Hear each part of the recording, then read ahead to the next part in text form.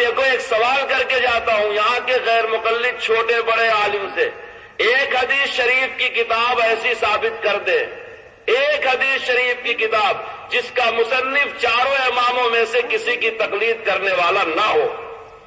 انشاءاللہ اسی کتاب کے برابر تول کر کے سونا ادا کروں گا، 1000 2000 نہیں۔ یہ بخاری، مسلم، ترمذی، نسائی، ابو داؤد، ابن ماجہ، موطا مالک، موطا محمد، حدیث شریف کی جتنی کتابیں ہمارے مدرسوں میں پڑھائی جاتی ہیں، ایک حدیث شریف کی کتاب کے مصنف کے بارے میں ثابت کر دے کہ یہ مصنف ائمہ اربعہ میں سے کسی کا مقلد نہیں تھا، انشاءاللہ اسی کتاب کے برابر تول کے سونا دینے کا وعدہ معصوم ثاقب میسور میں کر کے جاتا ہے۔ میرے دوستوں، ایک رافضیوں کی طرح بہت بڑا دھوکہ ہے، کسی حدیث میں کسی امام کے مسئلے میں کوئی ٹکراؤ نہیں ہے۔ ابو حنیفہ نے جو کچھ کیا دین کی خدمت کیا،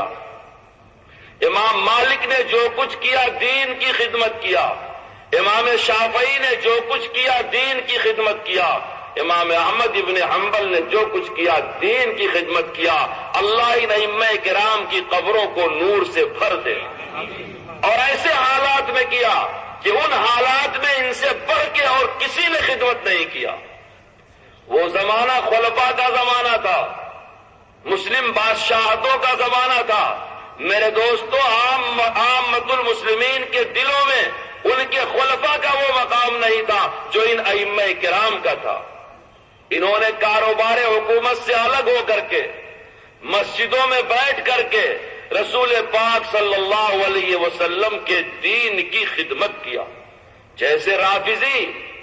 صحابہ کرام کی خدمت کو دین کی تقریب کا نام دیتے ہیں، ویسے آج کے سلفی غیر مقلد اہل حدیث ائمہ کرام کی خدمت کو دین کی تقریب کا نام دیتے ہیں۔ جیسے رافضی فرضی ٹکراؤ دکھاتے ہیں اہل بیت اور صحابہ کرام میں، ایسے آج کے یہ غیر مقلد، یہ سلفی، یہ اہل حدیث مسئلے مسائل اور حدیثوں میں فرضی ٹکراؤ دکھاتے ہیں کہ حدیث میں اور مسئلے میں فرضی ٹکراؤ ہے۔ میں حنفی ہوں لیکن چاروں مسلک کی ذمہ داری لیتا ہوں۔ ابو حنیفہ رحمۃ اللہ علیہ کا ایک مسئلہ، امام مالک کا ایک مسئلہ، امام شافعی کا ایک مسئلہ، امام احمد ابن حنبل کا ایک مسئلہ ثابت کیا جائے جو محمد الرسول اللہ صلی اللہ علیہ وسلم کی حدیث صحیح مرفوع متصل غیر معارض کے خلاف ہو یا قرآن کریم کی آیت کے خلاف ہو، ایک مسئلہ پیش کیا جائے۔ اور یہ میرا تنہا مطالبہ نہیں، جب سے ایسے آوارہ ذہن کے لوگ پیدا ہوئے ہیں، جب سے چاروں مسلک کے علماء کرام یہی کہہ رہے ہیں کہ ائمہ کے فتوے، ائمہ کے مسئلے نہ قرآن کے خلاف ہیں نہ حدیث کے خلاف ہیں، چونکہ تمہاری خواہشات کے خلاف ہیں۔ قرآن اور حدیث کی اصلاح کرنے کی ضرورت نہیں، تمہارے خواہشات کی تربیت کرنے کی ضرورت ہے، تمہارے خواہشات کی اصلاح کرنے کی ضرورت ہے۔ میرے دوستوں، اس کے بعد اسی